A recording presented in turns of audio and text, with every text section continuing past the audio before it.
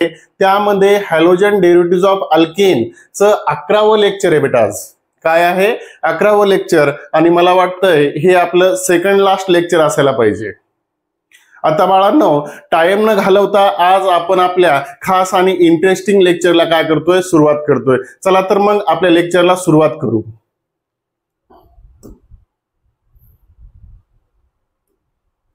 आता यामध्ये महत्वाची कॉन्सेप्ट अशी आहे बेटा, काय आहे बघा, लक्ष द्या बेटा, सिंपल आहे. या ठिकाणी न्यूक्लिओफिलिक, बघा काय आहे? न्यूक्लिओफिलिक सबस्टिट्यूशन म्हणजेच एसएन. काय आहे हे? एसएन म्हणजे काय? Nucleophilic of haloarene. कुणाची पाहायची बेटा? न्यूक्लिओफिलिक सबस्टिट्यूशन रिएक्शन कुणाची बघायची? हॅलोएरिनची बघायची. मग हॅलोएरिनची न्यूक्लिओफिलिक सबस्टिट्यूशन रिएक्शन बघत असताना यामध्ये थोडासा क्लायमॅक्स आहे. क्लायमॅक्स काय आहे? लक्ष द्या बेटा.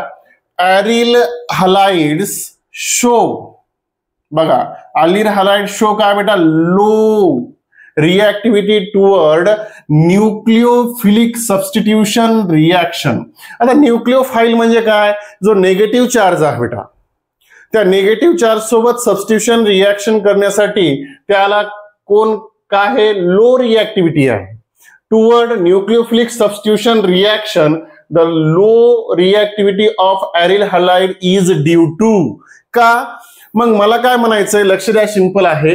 एरिल हलाइड काय करतंय? शो करतंय बेटा low reactivity for nucleophilic substitution reaction. कशासाठी? न्यूक्लिओफिलिक सबस्टिट्यूशन रिएक्शन साठी. तर का? त्याच्यामध्ये पहिलं रिझन आहे बेटा रेझोनन्स इफेक्ट. आता रेझोनन्स इफेक्ट काय बाळांनो? पहिले तुम्हाला हे क्लिअर करतो मी की या ठिकाणी हॅलोएरिन म्हणजे काय? लक्ष द्या. हॅलोएरिन म्हणजे काय? एक बेन्झीन रिंग असणार आहे आणि या बेन्झीन रिंगला कोणता ग्रुप असणार आहे बेटा? एक्स ग्रुप असणार आहे. एक्स म्हणजे कोण रे बेटा? हॅलोजन. एक्स म्हणजे कोण? हॅलोजन. तर तो हा हॅलोजन जो आहे, या हॅलोजनचा सबस्टिट्यूशन होणार आहे. कोण करणार आहे? न्यूक्लिओफाइल. परंतु न्यूक्लिओफाइल सबस्टिट्यूशन करत असताना काय आहे बेटा? त्याची रिएक्टिव्हिटी कशी आहे? लो. याच्या पाठीमागचं कारण काय आहे? काय बेटा? पहिलं कारण याच्या पाठीमागचं रेझोनन्स इफेक्ट. कोणता इफेक्ट आहे? Resonance effect. आता रेझोनन्स इफेक्ट काय आहे? लक्ष दे बेटा, सिंपल आहे. सपोज माझ्याकडे या ठिकाणी काय आहे? अशी बेन्झीन रिंग आहे म्हणजे हॅलोएरिन आहे. काय आहे? हॅलोएरिन आहे बेटा. लक्ष द्या. आता इथं काय केलं मी? थोडस व्यवस्थित लिहून घेतो बेटा.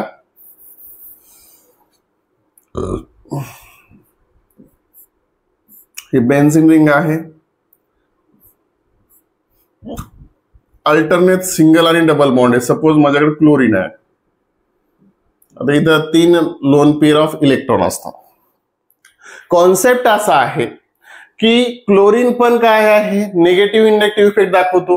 परंतु या ठिकाणी जो बेन्झीन रिंग आहे बेटा, या बेन्झीन रिंगचा प्रत्येक कार्बन जो आहे, हा जो प्रत्येक कार्बन आहे बेटा, काय? हा जो प्रत्येक कार्बन आहे, हा कार्बन sp2 हायब्रिडाइज झालेला आहे. कसं आहे बेटा?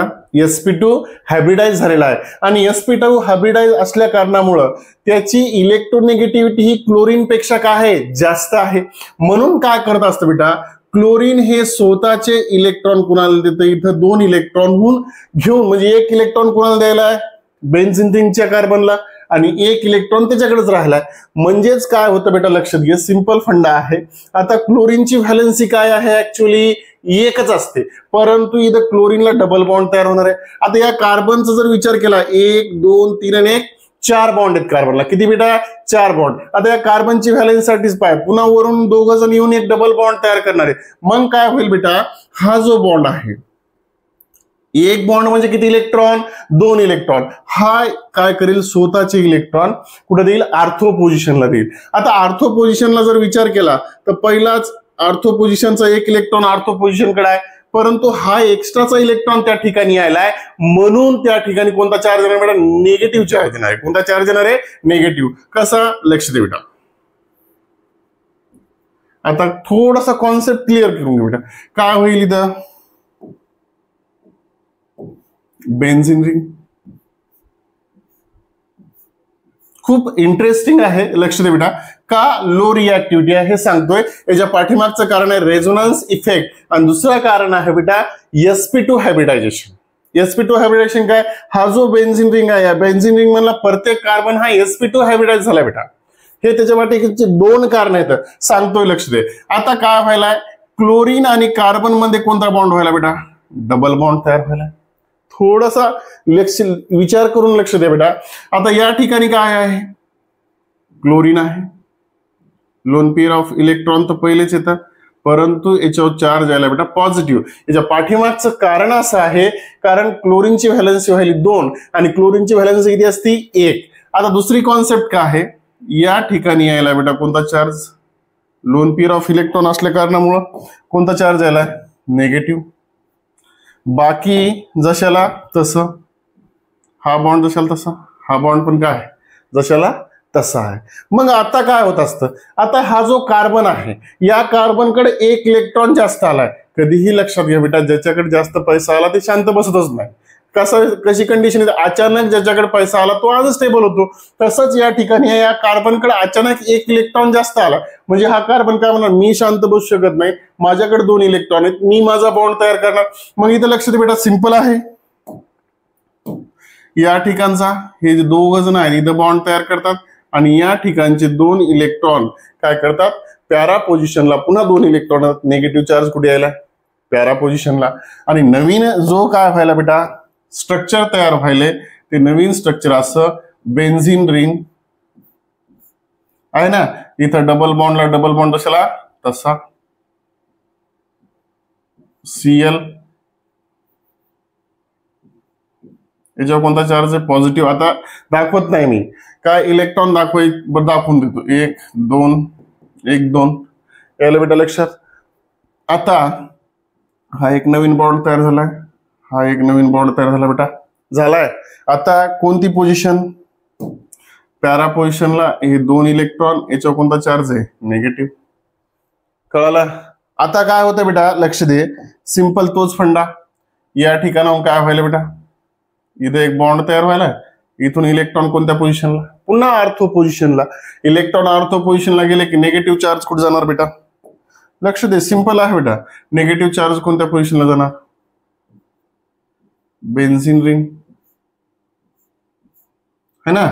आता लक्ष द्या, हा एक बॉन्ड, हा एक बॉन्ड, इथं तर ऑलरेडी 2 बॉन्ड येतं. Cl वर कोणता चार्ज आहे, पॉझिटिव्ह, 2 इलेक्ट्रॉन त्याच्यासोबत येतं. आता काय होतं, इथं कोणता चार्ज आहे, 1 2 आणि कोणता चार्ज बेटा, कोणता चार्ज, निगेटिव्ह चार्ज. कुठे आहे, आर्थो पोझिशनला. कुठे आहे, आर्थो पोझिशनला. पुन्हा काय होईल बेटा, इथले पुन्हा इलेक्ट्रॉन या ठिकाणी आणि इथले इलेक्ट्रॉन पुन्हा वापस गेल्याच्या नंतर काय होईल, पुन्हा बेटा बेन्झिन रिंग है ना, बेन्झिन रिंग. लक्ष दे बेटा, इथं काय बेन्झिन रिंग. आता थोडंच लक्ष द्या, सिंगल बॉन्ड Cl 1 2 3 4 5 6, त्याच्यानंतर 1 2 आणि 3. तर बेटा थोडा कॉन्सेप्ट क्लिअर करून घ्या. हे झालं स्ट्रक्चर फर्स्ट, हे झालं स्ट्रक्चर सेकंड, हे झालं स्ट्रक्चर थर्ड, हे झालं स्ट्रक्चर 4 आणि हे झालं स्ट्रक्चर बेटा 5. 1 2 3 4 आणि 5 स्ट्रक्चर झाले बेटा.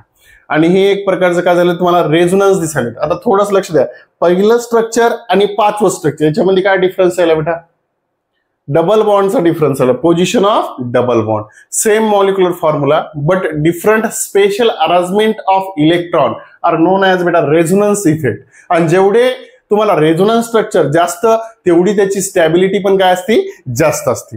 थोडंसं लक्ष द्या. आता कॉन्सेप्ट असा काय सांगतंय, resonance structure second third and 4 show double bond character to carbon chlorine bond. आता या ठिकाणी जे कार्बन क्लोरीन बॉन्ड दिसणार आहे, कार्बन आणि क्लोरीन बॉन्ड आहे, यांच्यामध्ये काय आलं बेटा, डबल बॉन्ड यायला.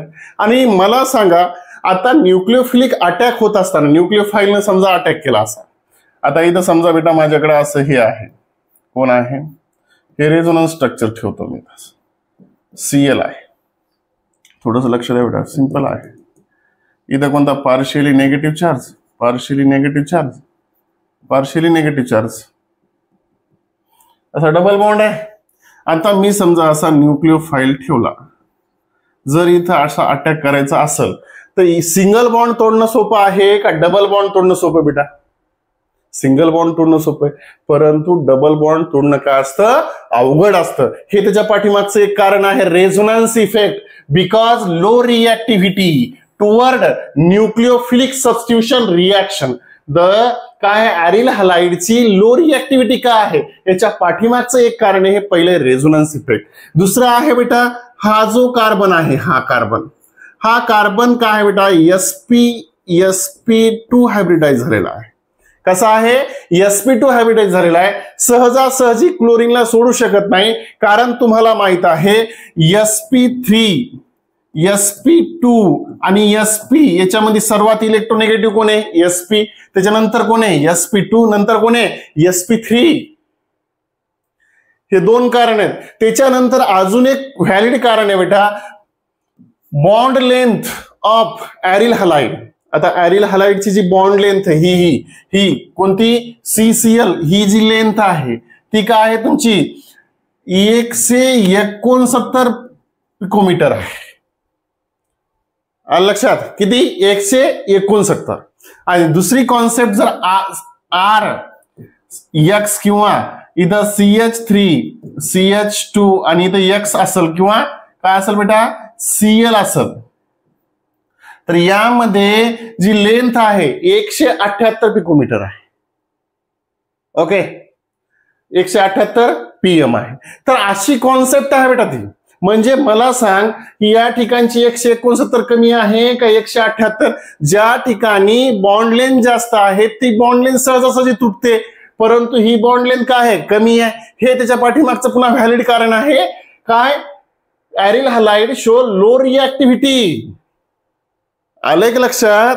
हे लक्षात यायला पाहिजे. पुन्हा एकदा सांगतो बाळा, जर लेक्चरला बसलेला असतील तर वही पेन पेन्सिल घेऊन बस, जेणेकरून तुला हे स्ट्रक्चर ड्रॉ करायचे तर आणि व्यवस्थित कॉन्सेप्ट तुझ्या वहीमध्ये उतरून घ्यायचा आहे, जेणेकरून तुला पुढच्या ज्या कॉम्पिटेटिव्ह एक्झाम आहेत किंवा तुला बोर्डाची एक्झाम द्यायची तिथं कळालं पाहिजे की न्यूक्लिओफिलिक सबस्टिट्यूशन ऑफ हॅलोएरिन काय आहे. नुसतं सूत्र घेऊन बसायचं नाही क्लासला. ओके, चालतंय. तर हे कारण आहे बेटा तुमच्या न्यूक्लिओफिलिक सबस्टिट्यूशन का होत नाही याच्या पाठीमागचं. पण न्यूक्लिओफिलिक सबस्टिट्यूशन होत आहे याच्यासाठी काही कंडिशन अप्लाय आहे. त्या कंडिशन आपण काय करतोय? अप्लाय करतोय बेटा. तर पटापट याचा स्क्रीनशॉट काढून घे. आता लक्षात येतंय लो रिएक्टिव्हिटी काय आहे? Resonance effect. दुसरं काय आहे? त्यामध्ये असलेले जे कार्बन आहेत त्या कार्बन काय आहेत बेटा? sp2 हायब्रिडाइज झालेले आहेत. हे त्याच्या पाठीमागचं व्हॅलिड कारण आहे. तिसरं कारण काय आहे?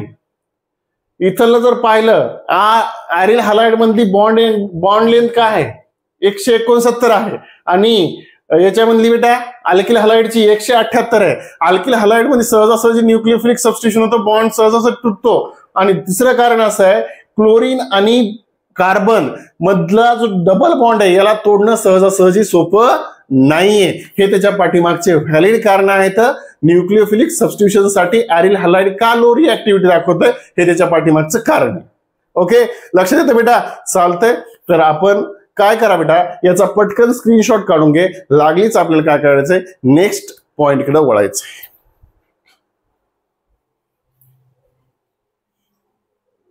घेतला बेटा स्क्रीनशॉट? लक्ष दे इकडे. आता नेक्स्ट काय आहे? काही कंडिशन अप्लाय करायच्यात आपल्याला. कशासाठी? न्यूक्लिओफिलिक सबस्टिट्यूशन रिएक्शन साठी. काय करायचं बेटा? काही कंडिशन अप्लाय. बघा, Thus, nucleophilic substitution reaction involving cleavage of CX bond. आता CX bond म्हणजे कोणते बॉन्ड बेटा? लक्ष दे. याच्यामध्ये CCl असेल, CBr असेल है ना बेटा, आणि किंवा CI असेल. याच्यापैकी कुठला बी असू शकतो बेटा, कारण हॅलोजन आहेत ते. Bond in haloarene proceed with difficulty. त्यांचे बॉन्ड क्लिवेज करण्यासाठी काय यायला? डिफिकल्टी. बिकॉज ऑफ हॅलोजन आणि कार्बन मध्ये डबल बॉन्ड आहे.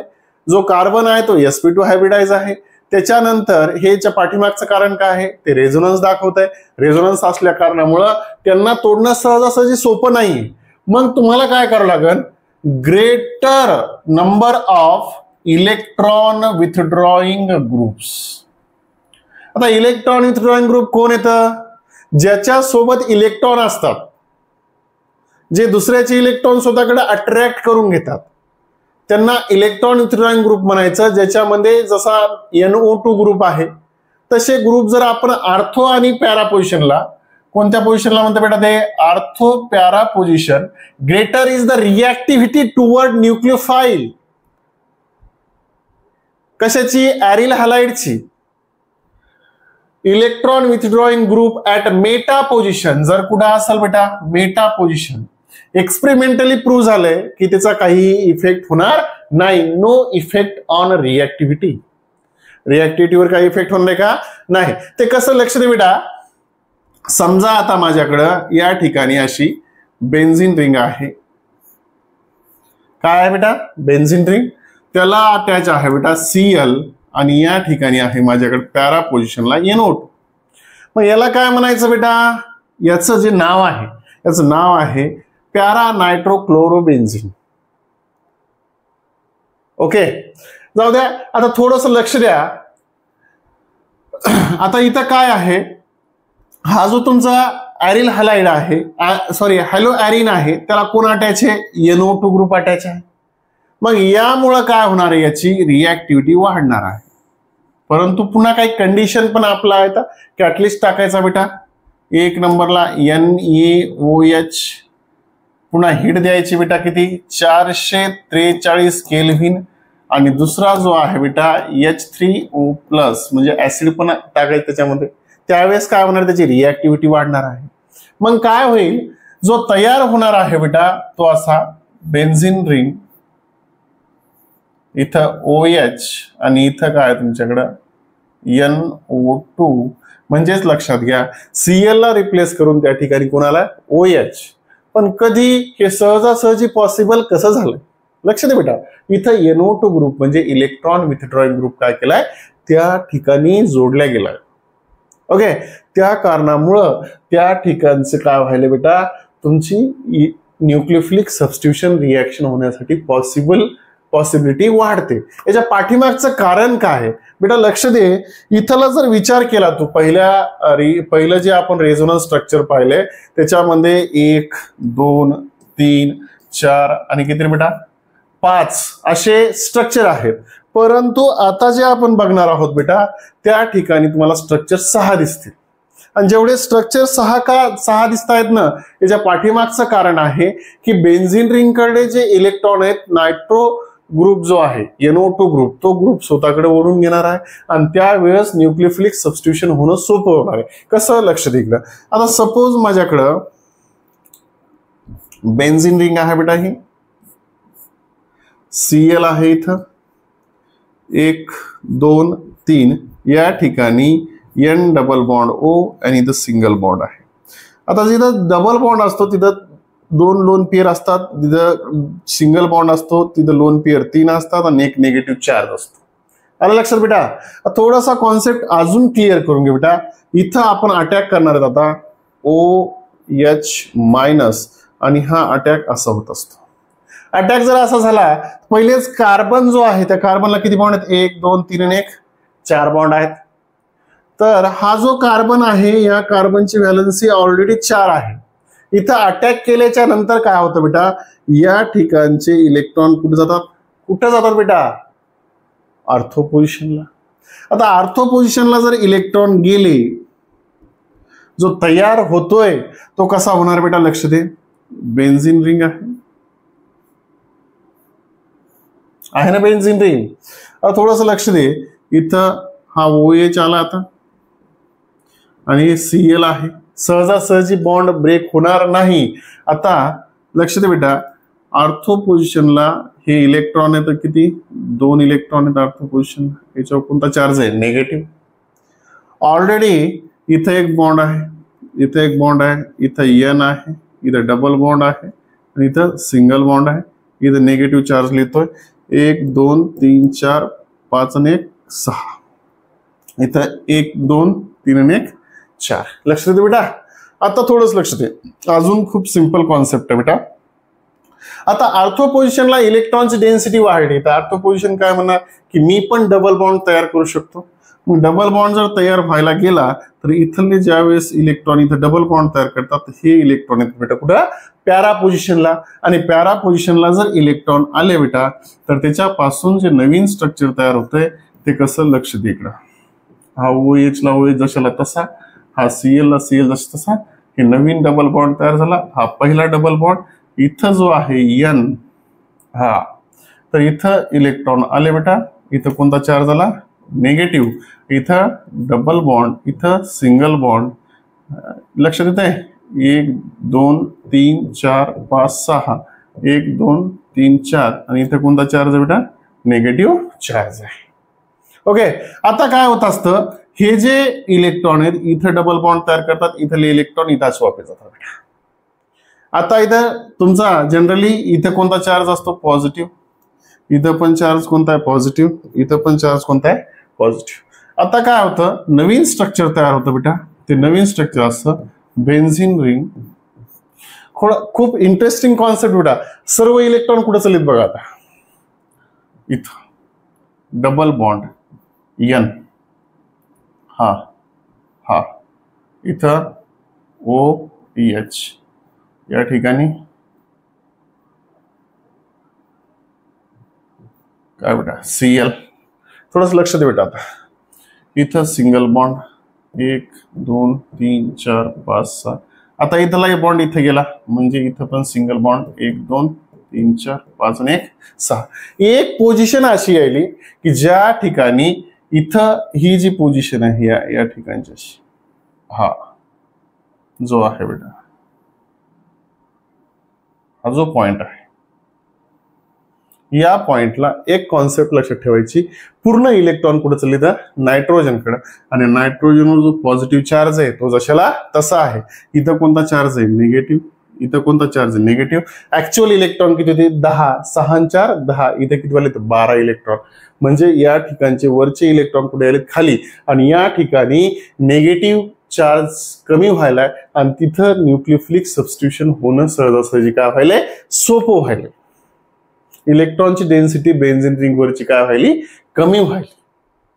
जर एक NO2 ग्रुप आहे या ठिकाणी तर ही कंडिशन आहे. जर मी 2 ठेवले किंवा 3 ठेवले तर न्यूक्लियोफिलिक सबस्टिट्यूशन रिॲक्शन होणं सहजासहजी काय आहे सोपं आहे. आता लक्ष द्या पुन्हा काय होत असतं या ठिकाणचे जे येते इलेक्ट्रॉन पुन्हा रिटर्न वापस इथला इथं आणि पुन्हा हे कोणत्या पोझिशनला ऑर्थो पोझिशनला. नवीन एक स्ट्रक्चर तयार व्हायले. ते स्ट्रक्चर असं बेन्झीन रिंग. इथं काय तुमचा N बेटा लक्ष द्या खूप इम्पॉर्टंट आहे. इकडे डबल बॉन्ड तयार झाला. इथं सिंगल बॉन्ड 1 2 3 4 5 आणि 6 1 2 3 आणि 1 4. निगेटिव्ह चार्ज गेला बेटा इकडला ऑक्सिजन. पहिले कुठं होता या साईडला. आता लक्ष द्या इथं OH ला OH जशाला तसा, Cl ला Cl जशाला तसा बेटा. इथं काय होईल lone pair of electron negative charge. Naveen bond तयार झालाय. हा एक नवीन बॉन्ड. त्याच्यानंतर हा इथला इथं आणि हा पुन्हा रिटर्न बाहेर. आणि इथं तयार होतं बेटा एक नवीन स्ट्रक्चर. ते असं इथं OH है ना आणि 1 2 3 बेटा लक्ष दे खूप इम्पॉर्टंट आहे. आता इथं याचं नाव इथं काय लिहिणार N डबल बॉन्ड O. इथं सिंगल बॉन्ड O. अशा पद्धतीने जे स्ट्रक्चर व्हायले ते तसं पहिलं स्ट्रक्चर आणि शेवटच्या स्ट्रक्चर म्हणजे चेंज पाहायला भेटायला 1 2 3 4 5 आणि ते काय बेटा 6 स्ट्रक्चर तयार झाले. किती स्ट्रक्चर तयार झाले तर 6 स्ट्रक्चर. म्हणजेच एक जर NO2 ग्रुप मी ठेवला तर तुम्हाला रेझोनन्स स्ट्रक्चर किती भेटले 6. जर पहिले तुम्ही पाहिला असेल बेटा तर पहिल्या याच्यामध्ये एकही कोण नव्हता NO2 ग्रुप अटॅच नव्हता. स्ट्रक्चर 1 2 3 4 आणि 5 स्ट्रक्चर पाहायला भेटलेले. आता एकच वाढवलाय आपण. स्ट्रक्चर किती पाहायला भेटले 6 आणि हे क्लायमॅक्स आहे. तुमच्या बेन्झीन रिंग मधले सर्व इलेक्ट्रॉन खाली ओढून घ्यायला हा आणि इलेक्ट्रॉन ओढून घेतल्यामुळे सहजासहजी तुमच्या न्यूक्लियोफिलिक सबस्टिट्यूशन होणं सोपं जातंय. हे त्याच्या पाठीमागचं कारण आहे. आणि अशा पद्धतीनं हे काय करा भेटायचा पटापट स्क्रीनशॉट काढून घ्या, जेणेकरून आपल्याला काय करता येईल नेक्स्ट पॉईंटकडे वळता येईल. म्हणजे एक NO2 ग्रुप जर अटॅच करा तर तुमचे रेझोनन्स स्ट्रक्चर 6 आणि पुन्हा 2 7 पुन्हा 1 काय होईल 8. तर लक्षात घ्या, अर्थो पॅरा अर्थोला जोडायचे सांगतो काय करायचं. पटकन याचा स्क्रीनशॉट काढून घेऊ. घेतलाय बेटा, स्क्रीनशॉट काढून घेतलाय. नेक्स्ट बघा. नेक्स्ट काय आहे, नेक्स्ट रिएक्शन काय आहे बेटा लक्ष दे. आता नेक्स्ट रिएक्शन मध्ये जर पाहिलं, ही रिएक्शन आहे बेटा इथे. नेक्स्ट मध्ये पहा, या ठिकाणी किती घेतले बेटा आहे 1 आणि हा काय गेला 2. आणि पहिल्या याच्यात जर पाहिलं तर आपण 443 केल्विन एवढी हीट दिली. इथे किती दिलं फक्त 403. कशामुळं फक्त काय वाढवला, हा तिथं पुन्हा आपण H3O+ घेतला होता. इथं घ्यायची गरज पडली का नाही. का कारण काय कारण आहे, कारण काय आहे इथं फक्त तुमचा NO2 ग्रुप. कोणता ग्रुप NO2 ग्रुप वाढवला. आणि जर 2 NO2 ग्रुप असतील त्यावेळेस तुम्हाला रेझोनन्स स्ट्रक्चर किती पाहायला भेटते बेटा 7 रेझोनन्स स्ट्रक्चर पाहायला भेटतील. किती 7. त्याच्यानंतर नेक्स्ट आहे बेटा लक्ष दे. नेक्स्ट आहे जर एक इथं रेझोनन्स बघा 1 2 आणि किती आहे बेटा 3 आहेत. किती येतं 3. तर ही जर 3 असतील तर तिथं पण न्यूक्लियोफिलिक सबस्टिट्यूशन व्हायलंय. परंतु फक्त इथं काय केलं बेटा वार्म वॉटर यूज केलंय आणि रेझोनन्स स्ट्रक्चर पाहायला भेटतील तुम्हाला 8. म्हणजे जेवढे तुमचे इलेक्ट्रॉन विथड्रॉइंग ग्रुप तुम्ही हॅलो एरिनवर अटॅच करसाल तेवढं तुमचं न्यूक्लियोफिलिक सबस्टिट्यूशन होणं काय आहे सोपं आहे. तर अशा पद्धतीनं तुमचं इथं न्यूक्लियोफिलिक सबस्टिट्यूशन रिएक्शन काय होतं संपतं. तर बाळांनो आपण काय करतोय नेक्स्ट लेक्चर मध्ये भेटतोय इलेक्ट्रोफिलिक सबस्टिट्यूशन रिएक्शन. कोणतं बेटा न्यूक्लियोफिलिक सबस्टिट्यूशन रिएक्शन घेऊन. तर बाळांनो तुम्ही जर माझ्या चॅनलवर नवीन असताल आणि तुम्हाला जर माझ्या चॅनलची गोडी वाटत असेल तर तुम्ही माझं चॅनल लाईक शेअर आणि सबस्क्राईब करायला विसरू नका. जय महाराष्ट्र.